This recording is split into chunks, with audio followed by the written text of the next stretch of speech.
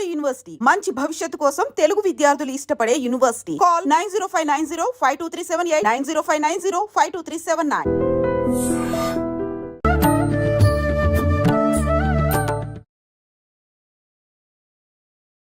నమస్కారం, welcome to I dream. ధర్మ మార్గం విత్ విజిత కార్యక్రమానికి స్వాగతం. ప్రస్తుతం మనతో పాటు ఉన్నారు దివ్య విశ్వశక్తి పరివార్ ప్రచారకులు స్వామి ఓం స్వరూప్ గారు. ఇప్పుడు వారితో మాట్లాడి మన సందేహాలన్నింటినీ కూడా నివృత్తి చేసుకునే ప్రయత్నం చేద్దాం.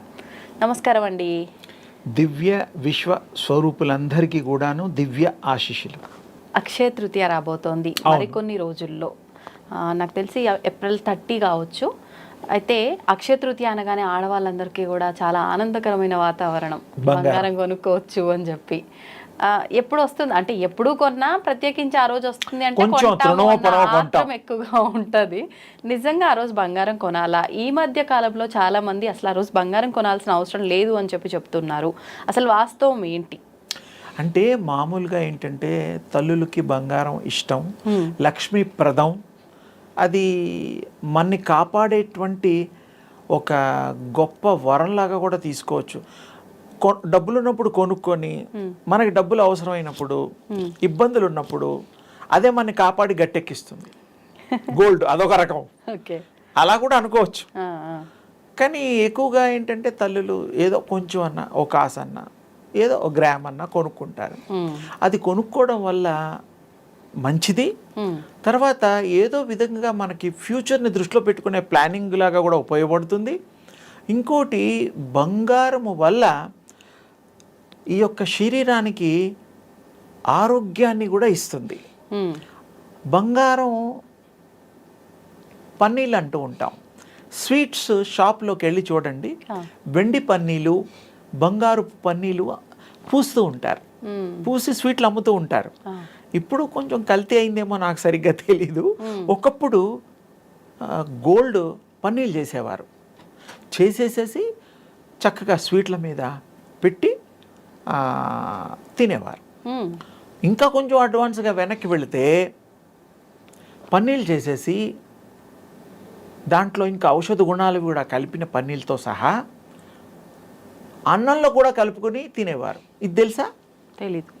గోల్డ్ తినడం అంటే ఇన్ని రకాలుగా దాన్ని రూపాంతరం చెంది పన్నీలుగా మార్చి, ఇప్పుడు ఆయుర్వేదంలో గొప్పగా మనం మెచ్చుకోదగింది బంగారపు స్వర్ణ భస్మము అని అంటాం. పౌడర్, బంగారం పౌడర్ పేరే. మరి ఎందుకు పెట్టారంటారు ఆయుర్వేదంలో? బంగారం తిన్నట్టుగా అంతే. అదే 100-200కి ఉండదు, ఎక్కువ కాస్ట్లీ.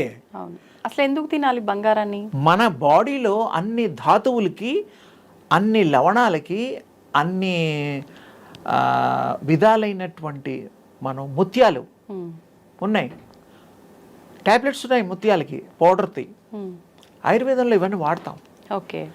అలాగే ఈ నవగ్రహాలకు సంబంధించిన ప్రతి గ్రహానికి ఒక రెప్లికా, ఒక నిర్దేశింపబడ్డ వస్తువుల్ని మనం ధరిస్తాము.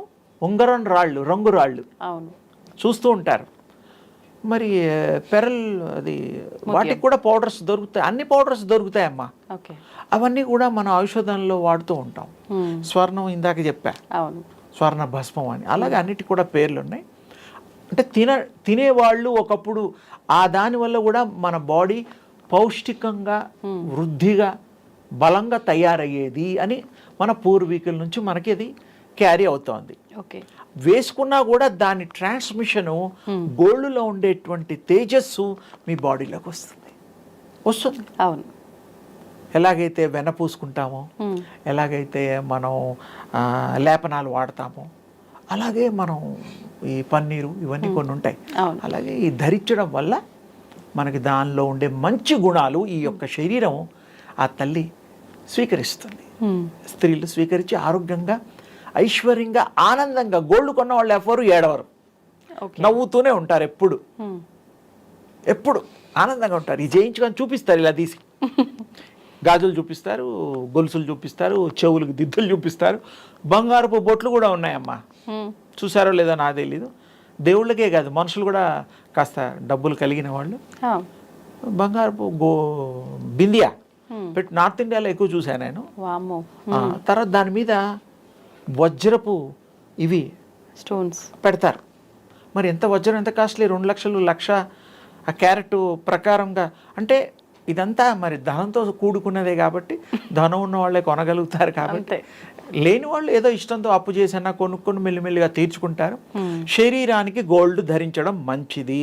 ఒకప్పటి గోల్డ్, ఇప్పుడు లేటెస్ట్ గోల్డ్ గురించి నాకు తెలియదు, అందులో ఏం కలుపుతున్నారో కొన్ని వింటూ ఉంటాం కాబట్టి pure gold is good for health.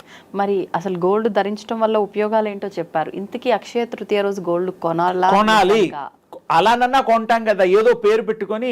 మనం ఆహారం తినేటప్పుడు 3 గంటలకు ఒకసారి 5 గంటలకు ఒకసారి కంపల్సరీ తినాలి, లేదా పడిపోతాం. కానీ చాలా మంది చెప్తున్నారు ఈ మధ్యకాలంలో, మన పురాణాల నుంచి కూడా ఎక్కడా కూడా లేదు ఆ రోజున బంగారం కొనాలి అని చెప్పి. ఏదైనా మనం దానం చెయ్యాలి. దానాలు ధర్మాలు కూడా ఎవరు చేయాలి? డబ్బున్న వాళ్ళే కదా. లేని వాడి దగ్గర ఏముంటుంది పాపం, వాడు అప్పు తీసుకొచ్చి మరీ దానం చేయడం కరెక్టా? కాదు. వాడు కలిగినది దానం చేయండి, కలగంది నువ్వు కలగడానికి వీలైన శ్రమపడు. అంతేగాని అప్పు చేసి దానం చేయమని ఏ శాస్త్రంలో లేదు. అంతే. తప్పు కూడాను. బరువు పెంచుకోవడమే కదా. 1,00,000 రూపాయలు అప్పు ఉన్నవాడికి 10 లక్షల దాకా పెరుగుతుంది. దానాలేమో కానీ ధర్మాలేమో. ఒకవేళ ఆ రోజున మనం దానం చెయ్యాలి అనుకుంటే, స్తోమత ఉంది అనుకుంటే, ఎటువంటి వస్తువులు దానం చేయొచ్చు? నిజానికి ఆ రోజు కొనుక్కోవడానికి పెట్టుకున్నటువంటి కార్యక్రమం. ఆ రోజు దానం అంటే దానం కాదు కానీ కూతుళ్ళకో, మనవాళ్ళకో, మనవరాళ్లకో, కోడళ్లకో బంగారం కొనిచ్చి సంతోషం, వాళ్ళ ఆనందాన్ని పంచుకోండి. పుట్టింటి వాళ్ళు, మెట్టింటి వాళ్ళు ఎవరైనా సరే వాళ్ళు కూడా పెట్టాలి. లక్ష్మీదేవిని తెచ్చుకోవాలా? ఒక ఇంట్లో లక్ష్మీని నువ్వు తెచ్చుకున్నావు అబ్బాయి, మరి అమ్మాయికి అన్ని ఇవ్వాలి కదా. కంఫర్ట్స్ ఇవ్వకపోతే ఆ అమ్మాయి మనసు బాధపడదేంటి? ఇంత సేవ చేస్తున్నాను, ఇంతమందికి వండి పెడుతున్నాను, ఇంతమందికి ఇన్ని రకాలుగా నేను అన్ని కూడా సమకూరుస్తున్నాను, నా మనస్సును ఎరిగి వాళ్ళు సంతోషపెట్టి ఇంత పెసరెత్తు బంగారం కొనిపెట్టలేరా, బాధపడదేంటి? మరి అమ్మాయికి ఎవరు కొనిపెడతారు? పెద్దవాళ్ళు మీరు చెప్తున్నారు కాబట్టి అందరూ రెడీగా ఉండాలి ఆ రోజు జేబులు ఖాళీ చేసుకోవడానికి. మగవాళ్ళు లేదు, సంతోష పెట్టడం. ఫైనల్ గా బంగారం కొన్నా సంతోషమే, మనస్సును సంతోష పెట్టాలి. ఎంత ఉంటే అంత, డబ్బు లేకుండా అప్పు తీసుకొచ్చి కొనమని కాదు మా ఉద్దేశం. ఉన్న దాంట్లో సంతోషంగా గృహలక్ష్మిని సంతోష పెట్టాలి.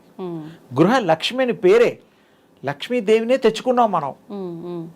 వాళ్ళు కూడా విష్ణుస్వామి అనుకునే ఈ లక్ష్మిని వాళ్ళు కన్యాదానం చేసినప్పుడు కాళ్ళు గడగడం అవన్నీ కార్యక్రమాలు అందరికీ తెలుసు. ఆ ఇంటి లక్ష్మిని మన ఇంటికి లక్ష్మిగా మార్చుకొని మనం కూడా ఆ లక్ష్మి కళలు ఉట్టిపడేటట్టుగా మన కుటుంబాన్ని కూడా, ఆ అమ్మాయిని పెళ్లి చేసుకున్న వారు కూడా అంత గొప్పగా అవుతారు, అయి తీరుతారు. అందరూ కలిసిమెలిసి ఆ ప్రేమను పంచుకుంటే. ఇక ద్వేషాలకి అతీతంగా ఉండాలి. మరి 100 ఏళ్ళు కాకపోయినా ఎన్నేళ్ళున్నా భర్తతోటే ఉండాలి, అత్తమామలతో ఉండాలి, ఆడపడుచులతో ఉండాలి, మరుదులతో ఉండాలి, వచ్చే పోయే చుట్టాలని మరి గౌరవించాలి, తప్పదు కదా. అందుకని ఆ రోజు బంగారం కొనుక్కుంటే అదొక గుర్తుగా మిగులుతుంది.